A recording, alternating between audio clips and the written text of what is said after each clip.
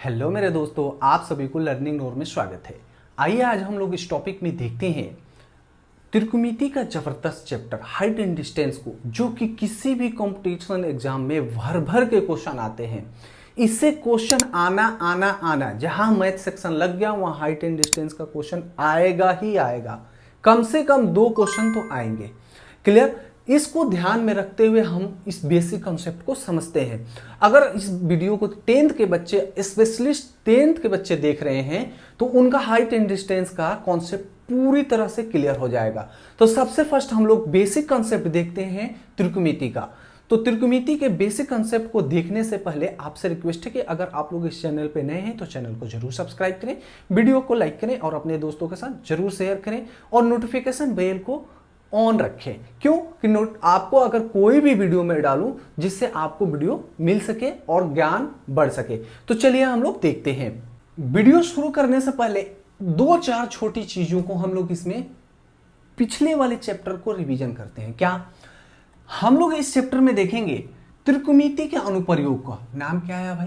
त्रिकोणमिति मतलब application of trigonometry. क्या है भाई? Application of trigonometry. तो अगर देखे जाए तो एप्लीकेशन ऑफ ट्रिग्नोमेट्रिक का मतलब क्या है? किसका? तो त्रिकोणमिति का अनुप्रयोग। त्रिकोणमिति का अनुप्रयोग क्या है भाई? त्रिकोणमिति का अनुप्रयोग। क्लियर हुआ क्या टॉपिक है? तो त्रिकोणमिति का अनुप्रयोग मतलब कि जो हमने पिछले वाले चैप्टर और पिछले वाले टॉपिक में पढ़ा है त्रिकोणमिति, उसी का अनुप्रयोग। अब बताओ त्रिकोणमिति का मतलब क्या है? अगर इसको बाई पार्ट किया जाए, अलग अलग किया जाए, तो त्रिकोणमिति मतलब ट्राइग्नोमेट्री। ट्राइग्नोमेट्री का मतलब होता है 3 कोण से बना हुआ। और दूसरी चीज इसमें हम लोग क्या सीखे थे पिछले में कि ये एक कोण क्या होने चाहिए? 90 का, मतलब समकोण होना चाहिए। एक कोण ये, एक कोण ये, 3 कोण बन गया तो मतलब क्या हुआ? 3 भुजा और 3 कोण है सम्मिलित, तो कौन सा त्रिभुज बना? एक आकृति। क्लियर? कौन सा त्रिभुज बना? तो समकोण त्रिभुज।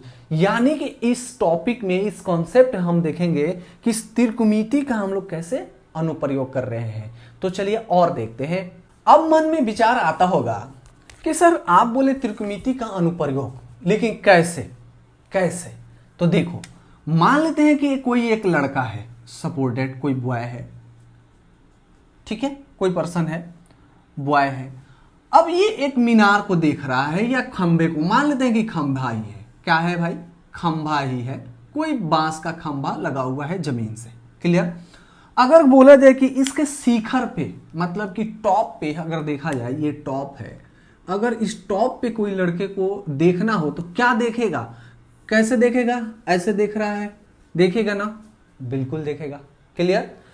अगर सपोर्टेड बोला जाए कि सर ये लड़का जो है अब खंभे को तो देख लिया, बहुत तक आगे कर लिया, लेकिन एक कोई इस पे स्नेक खंभे के नीचे में लपेटा हुआ है। कहां लपेटा हुआ है?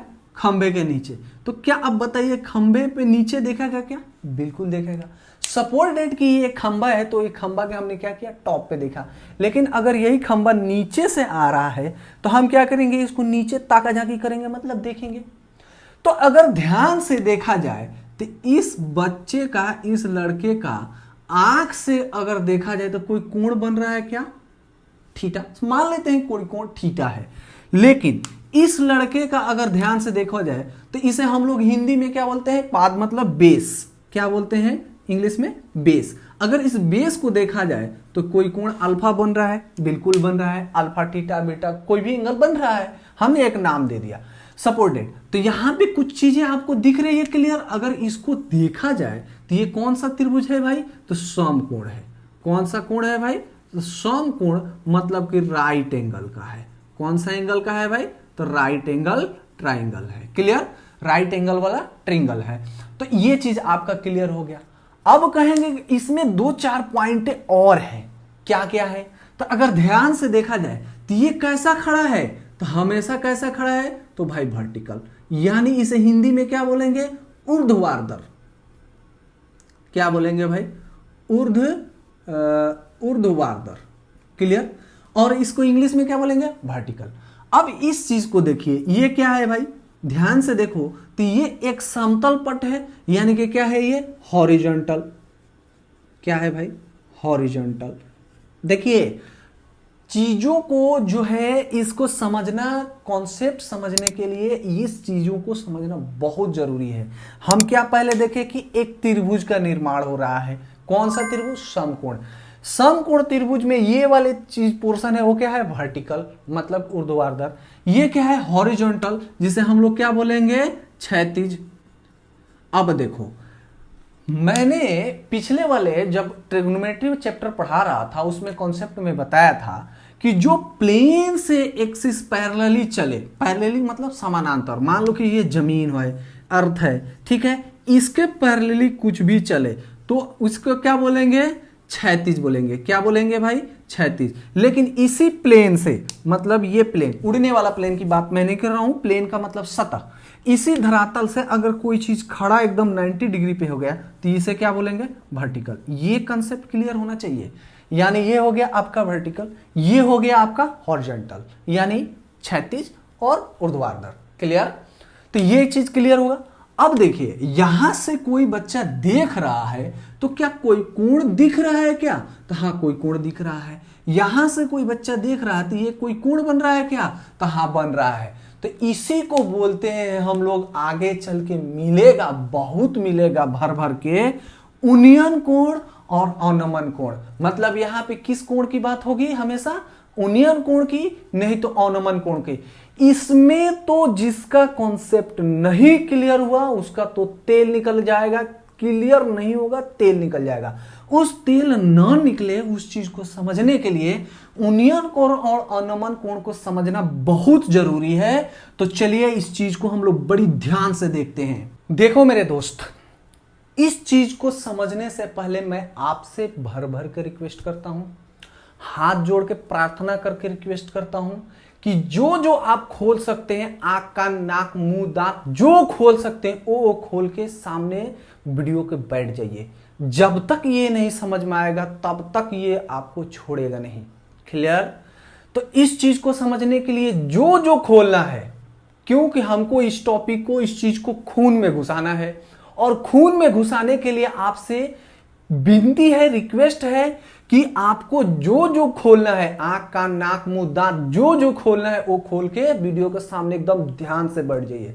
अगर ये चीज क्लियर हो गया, आपका पूरी की पूरी हाइट एंड डिस्टेंस क्लियर होगी। क्यों, आपको तो साइन कॉस का रिलेशन तो आता है, उसको भी थोड़ा सा मैं रिवाइज कर दूंगा, लेकिन ये चीज एक ही बार जीवन में मिलता है, वो भी 10th के बेसिस में मिलता है, और इसके बाद कभी जिंदगी में नहीं मिलेगा। जहां भी आप जाएंगे यूं धड़ाधड़ धड़ाधड़ क्वेश्चन बनाते चले जाएंगे, नहीं समझ में आएगा। तो इसके लिए आंख कान नाक मुंह खोल के बैठ गए, हाँ बैठ गए, तो चलिए देखते हैं। सबसे फर्स्ट उन्नयन कोण, ये कौन सा कोण है, तो देखिए अभी हमने एक चीज बनाया था कि एक ये खंबा है, एक कोई लड़का मतलब देख रहा है, सपोर्टेड। अगर कौन सा घर, अगर लड़का ऊपर के तरफ देख रहा है, मतलब कि वस्तु जो है वो कहां है, ऊपर है। कहां है मेरे दोस्त, ऊपर है। देखने से वस्तु कहां है, ऊपर है। कहां है, फिर से रिवीजन, ऊपर है। तो इससे जो बनेगा कोण वो कौन सा कोण होगा, थीटा कोण होगा, तो उन्नयन कोण होगा। कौन सा कोण होगा, तो एंगल ऑफ इलेवेशन होगा। ये चीज होना चाहिए, और नोट में गांठ बांध के याद होना चाहिए कि जो कोण बनेगा वो किससे बनेगा, तो किससे बनेगा मेरे दोस्त, तो क्षैतिज। ध्यान से, क्या चीज, तो क्षैतिज, मतलब कि हॉरिजॉन्टल। क्या चीज, हॉरिजॉन्टल।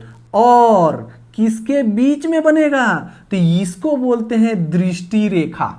कौन सा रेखा, तो दृष्टि, अरे यार, दृष्टि रेखा। कौन सा रेखा, दृष्टि रेखा। कौन सा रेखा मेरे दोस्त, दृष्टि रेखा, मतलब कि लाइन ऑफ साइट। कौन सा रेखा, दृष्टि रेखा। बार बार रिवीजन कर रहा हूं कि ये जो कोण बनेगा क्षैतिज और दृष्टि रेखा के बीच में, कब, जब वस्तु कहां हो, तो ऊपर हो। कहां हो, तो ऊपर हो। फिर से रिवीजन कर दूं कि जब कोई ऊर्ध्वाधर वस्तु खड़ा है, या मान लो कि यहां प्लेन उड़ रही है, या गुब्बारा उड़ रहा है, या टावर का शिखर हो, या किसी का घर हो, या किसी का बिल्डिंग का खिड़की हो, कहाँ हो, तो अगर देखने से ऊपर है तो हमारे जो प्लेन है क्षैतिज और देखने वाली जो रेखा है उससे क्या हो, लगा हुआ हो, तो हमेशा क्या होता है, क्या होता है मेरे दोस्त, तो एंगल ऑफ एलिवेशन मतलब उन्नयन कोण बनेगा। क्लियर हुआ कंसेप्ट। अब देखते हैं अवनमन कोण। कौन सा कोण, अवनमन कोण। तो देखो, अगर वस्तु क्या है, देखने वाला ऊपर और वस्तु पड़ी है हमारी नीचे। मान लो कि हम किसी कहीं पे छत पे खड़े हैं और सड़क पे कार जा रही है। क्या जा रही है, तो कार जा रही है। क्लियर। तो अगर सड़क पे कोई कार जा रही है तो बताइए वस्तु कहाँ है आपके देखने से, तो नीचे है। कहाँ है मेरे दोस्त, तो नीचे है। कहाँ है, तो नीचे है। एक और चीज आपको मैं बताऊं क्या, अब कहेंगे कि सर तब ये मान लो कि ऐसे है आदमी, यहां पे अगर प्लेन को आगे बढ़ाया जाए, प्लेन कौन सा प्लेन, अरे उड़ने वाला नहीं, प्लेन मतलब तल को आगे बढ़ाया जाए, अगर इसको देखा जाए तो क्या समकोण बना। अब कहेंगे कि सर इसमें कौन सा अवनमन कोण होगा, क्या ये होगा, नहीं। कौन सा होगा, तो याद रखने वाली चीज है, अभी मैं बताया कि क्षैतिज और हॉरिजॉन्टल और किसके, तो दृष्टि से, दृष्टि रेखा के बीच में जो बनेगा, तो दृष्टि रेखा इसमें कौन है, तो ये है। कौन है, तो ये है, ये है, ये है। कौन है, तो ये है, मतलब लाइन ऑफ साइट ये है। तो अगर लाइन ऑफ साइट ये है और दृष्टि रेखा, ध्यान से देखो, दृष्टि रेखा और किससे, तो क्षैतिज से, तो क्षैतिज का पैरेलल ये देखो, तो यानी कि इस प्लेन के पैरेलल ये, तो ये होगा आपका क्या चीज, एंगल ऑफ डिप्रेशन। कौन सा एंगल, एंगल ऑफ डिप्रेशन मतलब अवनमन कोण। अगर कोई वस्तु नीचे पड़ी है, अगर हम देख रहे हैं तो हमारे देखने और वस्तु से सामने मान लो कि एक रेखा जाएगी और वस्तु नीचे देख रहे हैं, तो ये जो कोण बनेगा, यानी ये वाली जो कोण बनेगी, ये क्या होगा, एंगल ऑफ डिप्रेशन। क्लियर। तो एक चीज आप देखें कि कभी भी यानी एंगल ऑफ डिप्रेशन कहां बनेगा, तो अगर देखा जाए तो दृष्टि, भाई दृष्टि रेखा मतलब कि line of site and line of site and horizontal, ये क्लियर होना चाहिए बच्चों मेरे। हॉरिजॉन्टल मतलब क्षैतिज के बीच में बनेगा, क्षैतिज के बीच बनेगा। जैसे यहां भी देखो, प्लेन का यानी कि क्षैतिज का और दृष्टि रेखा के बीच में जो बना वो क्या बना, line of angle of elevation. ठीक उसी तरह से अगर हम वस्तु ऊपर से नीचे की तरफ देख रहे हैं, हम ऊपर हैं, देखने वाला ऊपर है, वस्तु नीचे है, तो उसके साथ जो एंगल बनेगा वो बनेगा क्या चीज, यानी कि हॉरिजॉन्टल दृष्टि रेखा साइड, यानी कि ये जो देखने वाली जो लाइन है और हॉरिजॉन्टल जो क्षैतिज रेखा बन रही उसके बीच की कोण क्या बनेगी, हमेशा क्या बनेगी, एंगल ऑफ डिप्रेशन। तो अब एक चीज क्लियर हो गया होगा आपको कि ध्यान से देखिए, हमने 9th क्लास में एक थ्योरम पढ़ा था कि जब दो सरल रेखाओं की एक तीसरी रेखा काटती है तो उसके अंतः एकांतर कोण क्या होते हैं, बराबर होते हैं। तो अगर यहां पे देखा जाए तो किस तरह का है, अगर ऐसे है, ऐसे क्या दिख रहा है, कुछ दो लाइन है यानी कि इस तरह से है, तो ध्यान से देखो, ये कोण जो अगर थीटा है तो ये भी कोण क्या होगी, थीटा, मतलब यहां भी कोण क्या रहेगा, थीटा रहेगा। तो एक चीज आपको कुछ दिख रहा है, मान लेते हैं कुछ देर के लिए कंसेप्ट को थोड़ा सा उल्टा घुमाते हैं। क्या, ये देखने वाला बंदा है कार में अंदर और बोल रहा है कि ये जो लड़का ऊपर बैठा है उसको हम देख रहे हैं, तो इसके लिए उन्नयन कोण हो गया कि नहीं, बताओ तो। इसके लिए ये उन्नयन कोण हो गया। तो आपको कुछ कॉन्सेप्ट एक चीज दिखा, ये कंपटीशन में आया है, आता रहेगा। क्या, तो उन्नयन कोण के बराबर अवनमन कोण होता है। क्या होता है, तो उन्नयन कोण मतलब कि कौन सा, एंगल ऑफ एलिवेशन के बराबर होता है क्या चीज, तो अवनमन कोण। अवनमन कोण। कौन सा कोण होता है बराबर भाई, यानी उन्नयन कोण के बराबर क्या होता है, अवनमन कोण। तो देखो नोट बांध के, नोट एकदम याद कर लो कि नोट में इसको याद कर लो कि अवनमन कोण और उन्नयन कोण क्या होते हैं, बराबर होते हैं। और एंगल हमेशा हम किससे लेंगे, किससे लेंगे भाई, तो हॉरिजॉन्टल प्लेन से, मतलब कि क्षैतिज रेखा से हम लेंगे। कॉन्सेप्ट क्लियर हुआ। फिर से थोड़ा सा दूर आ देता हूं। उन्नयन कोण जो होता है दृष्टि रेखा और प्लेन के बीच में बनता है, यह नहीं कि बाहर बनेगा। तो यानी कि हमेशा क्या बनेगा, उन्नयन कोण और अवनमन कोण। कौन सा कोण होगा, तो न्यून कोण होगा। कौन सा कोण होगा, न्यून कोण, मतलब 0 से बड़ा और 90 डिग्री से छोटा, मतलब 0 और 90 के बीच में ही होगा। क्लियर। उन्नयन कोण और अवनमन कोण हमेशा 0 और 90 के बीच में होगा। नोट बांध के। तो चलिए हम इसको नोट में लिख लेते हैं, समझ लेते हैं। देखो मेरे दोस्त, इसको हम लोग नोट में समझ लेते हैं। क्या होगा, उन्नयन कोण के बराबर क्या होगा, अवनमन कोण। नोट 1, उन्नयन कोण के बराबर अवनमन कोण। उन्नयन कोण कहां बनता है, मान लो कि ये कोई वस्तु आदमी यहां से देख रहा है, तो कहां बनेगा, ध्यान से कहां बनेगा। नोट 2 में हम क्या लिख सकते हैं, कहां बनेगा, तो क्षैतिज यानी हॉरिजॉन्टल, हॉरिजॉन्टल एंड दृष्टि लाइन यानी कि लाइन ऑफ साइट के बीच में बनेगा। कभी भी कहां बनेगा, horizontal and line and side के बीच में, यानी ये आपका क्या होगा, उन्नयन कोण होगा। इसमें अवनमन कोण कहां बनेगा, तो देखो आदमी यहां से देख रहा है, कोई वस्तु को नीचे देख रहा है। क्लियर। तो ये बीच में आपको बनेगा। तो ध्यान दीजिएगा, तो ये थीटा है, तो ये भी क्यों थीटा होगा, कि जब दो सरल रेखाओं को एक तीसरी रेखा काटती है तो उसके अंतः एकांतर कोण क्या होते हैं, बराबर होते हैं। ये चीज आपका क्लियर होना चाहिए। अंतः एकांतर कोण क्या होते हैं, बराबर होते हैं। क्लियर, ये चीज क्लियर हुआ। ध्यान से दिखा, दो अंतर कोण क्या हो गए, बराबर हो गए। ये थीटा है तो ये भी थीटा है। क्लियर, कॉन्सेप्ट क्लियर हुआ। यानी कि ये कहां से बनेगा, तो ये भी बनेगा horizontal and line of site के बीच में, मतलब दृष्टि रेखा, ये दृष्टि रेखा है। क्लियर, और हॉरिजॉन्टल के बीच में बना है, तो ये अवनमन कोण हो गया। दो चीज हो गए। हमको क्या मिला, इस दोनों के बराबर होते हैं, तो ये चीज। और तीसरी नोट में आप बांध के रख लीजिए कि उन्नयन कोण एंड अवनमन कोण कितने रहेंगे, 0 और 90 के बीच में रहेगा। 3 आपको मिल गया। नोट 1 कि उन्नयन कोण बराबर अवनमन कोण होता है। उन्नयन कोण जो होता है हम ऊपर देखते हैं। कहां देखते हैं, ये क्लियर होना चाहिए, ऊपर देखते हैं तब। चलिए देसी भाषा में लिख देते हैं, ऊपर देखते हैं तब। अवनमन कोण कहां बनता है, तो नीचे देखते हैं तब। कहां देखते हैं, तो नीचे देखते हैं तब।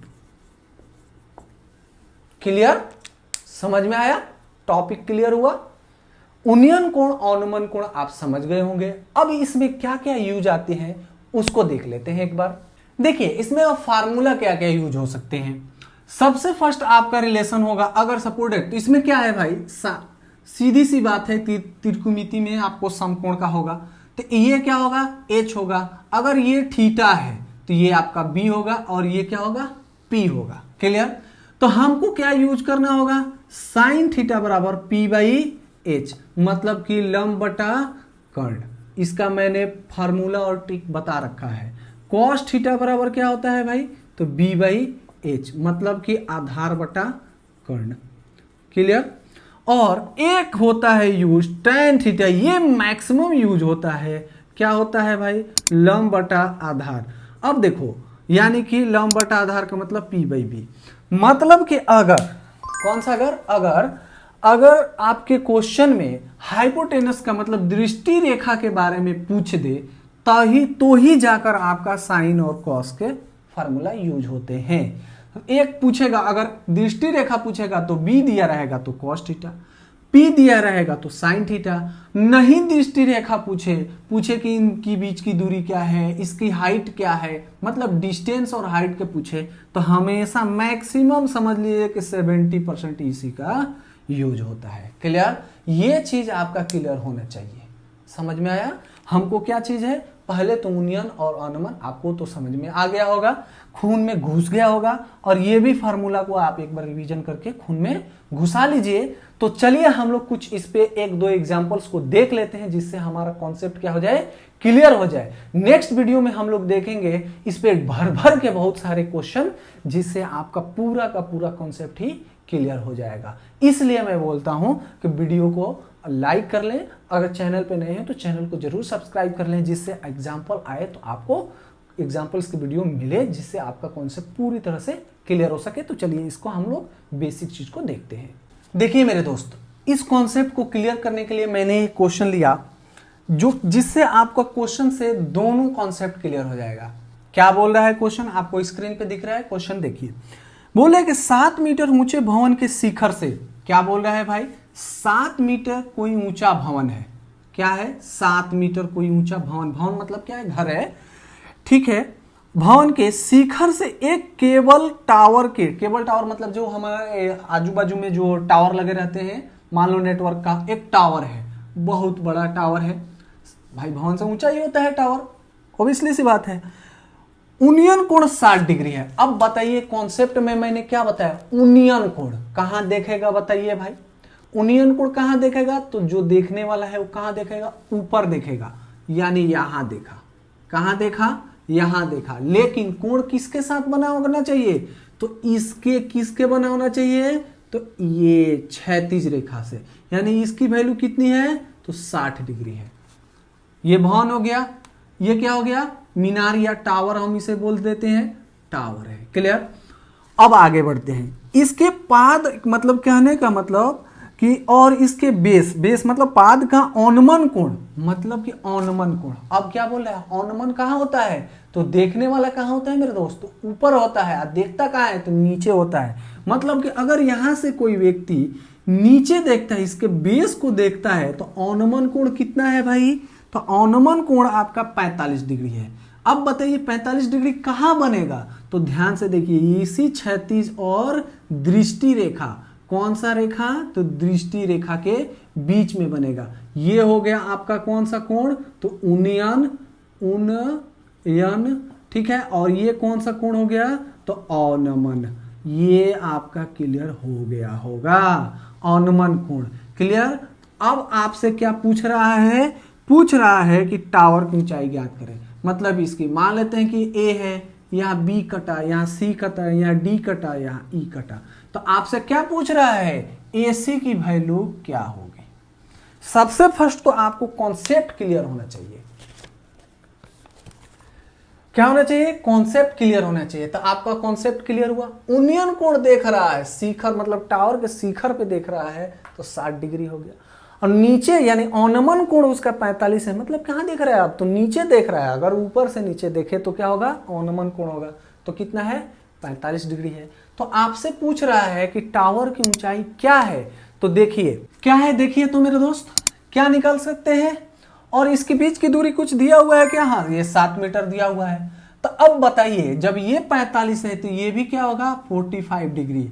किसी अंतःएकांतर कोण क्या होते हैं, हमेशा बराबर होते हैं। ये 45 है तो ये भी क्या होगा, 45 डिग्री होगा। तो अब बताइए हम आराम से लगा सकते हैं, क्या दिया है, यहाँ थीटा की वैल्यू दिया है, हाइट दिया है इसका, तो हमको बेस निकाल लेंगे। बेस एक बार निकल गया तो इससे ये हाइट निकाल लेंगे, क्योंकि थीटा दिया हुआ है। तो हम क्या रखेंगे, tan थीटा बराबर क्या होता है, मान लो tan 45 हम रख लें, तो tan 45 डिग्री इक्वल टू क्या होगा, P इसके लिए क्या होगा, देखो ये बेस हो गया, ये लंब हो गया, यानी P/B। P की वैल्यू 7 मीटर, अब B की वैल्यू क्या है, CD है। tan 45 की वैल्यू 1 होती है, 7 मीटर अपॉन CD, यानी CD इक्वल टू कितना आया, 7 मीटर आया मेरे दोस्त। यानी CD इक्वल टू कितना निकल गया, 7 मीटर। तो जब ये 7 है तो ये भी 7 मीटर होगा। अब बताइए इसकी वैल्यू निकल गई कि नहीं, देख के आराम से निकल गई। जब 7 मीटर इसकी वैल्यू निकल गई तो यहां भी निकाल लेंगे। यानी आपका क्या है, बेस दिया हुआ है, हाइट निकालना है तो फिर से लगाएंगे tan किसका? तो 60 डिग्री का। तो tan 60 बराबर क्या होगा? P/B। इसके लिए P क्या है? ये है, क्योंकि थीटा से चिपका हुआ है तो ये आपका क्या हो गया? बेस हो गया। तो थीटा आपका ये क्या है? ये P हो गया, यानी AB upon EB। Clear? AB की वैल्यू क्या है? नहीं पता है, और EB की वैल्यू अभी निकल के आया 7 मीटर। tan 60 की वैल्यू क्या होती है? √3 की वैल्यू होती है, ठीक है। √3 = AB अपॉन 7 मीटर। ये आ जाएगा इधर 7 √3 = AB। अब ध्यान से देखिए, अब हमसे क्या पूछा है? तो AC की वैल्यू। तो क्या AC = आप देखेंगे तो AB + BC है क्या? AB + BC। तो क्या AB की वैल्यू अभी निकल के आई 7 √3 मीटर। अब प्लस BC की वैल्यू नहीं पता है, BC की वैल्यू नहीं पता है। तो आप देखिए, ये जब 7 मीटर है तो यहां से ये सीधा खींचा गया तो ये भी 7 मीटर हो जाएगा। 7 मीटर यानी 7 मीटर अगर निकाला जाए तो 7 कॉमन हो जाएगा, √3 मीटर + 1 मीटर। क्लियर? तो ये √3 और ये ध्यान से देखा जाए तो ये भी आंसर हम लिख सकते हैं, या अगर आगे बढ़ाएं तो √3 की वैल्यू क्या होती है? 1.732, यानी 7 × 1.732 + 1, यानी कि क्या हो जाएगा? 7 × 2.732 या 7 दूनी 14, हाथ में 1, 7 त्रिक 21, 1 22, कैरी हुआ 2, 7 7 49, 2 51, कैरी हुआ 5, 7 दूनी 14, 5 19। क्लियर? कितने अंक के बाद? तो 1 2 3 अंक के बाद, यानी कि कितना आया? 19.124 मीटर। यानी इसकी टोटल हाइट कितनी है? तो 19.124 मीटर। ये भी लिखना जरूरी है। कॉन्सेप्ट क्लियर हुआ? सबसे फर्स्ट तो इसमें कॉन्सेप्ट ये क्लियर होना चाहिए कि उन्नयन कोण कौन है। तो उन्नयन कोण जब नीचे से आदमी ऊपर देखता है, उन्नयन कोण बनता है अपने तल से। और अवनमन कोण क्या होता है? जब ऊपर से वस्तु नीचे देखा जाता है तो अवनमन कोण बनता है अपने तल से। मतलब हम नीचे देख रहे हैं, तो अगर हम नीचे देख रहे हैं तो जो हमारा देखने का एंगल मतलब रेखा है और ये तल के बीच में जो बनेगा वो क्या बनेगा? अवनमन कोण, मतलब एंगल ऑफ डिप्रेशन। क्लियर? समझ में आया? तो मुझे पूरी उम्मीद है कि आपको basic concept of height and distance का क्वेश्चन का समझ में आ गया होगा। अगर आपको समझ में आया तो वीडियो को जरूर लाइक करें, चैनल पे नए हैं तो चैनल को जरूर सब्सक्राइब करें, क्योंकि नेक्स्ट वीडियो इसी के ऊपर आधारित आपको मिलेगा। भर भर के एग्जाम्पल, कम से कम बाय पार्ट करके आपको 3 वीडियोस मिलेंगे, जिसमें 5-5 एग्जाम्पल्स ऐसे होंगे जो जबरदस्त होंगे। क्लियर? तो वीडियो देखने के लिए आपका धन्यवाद।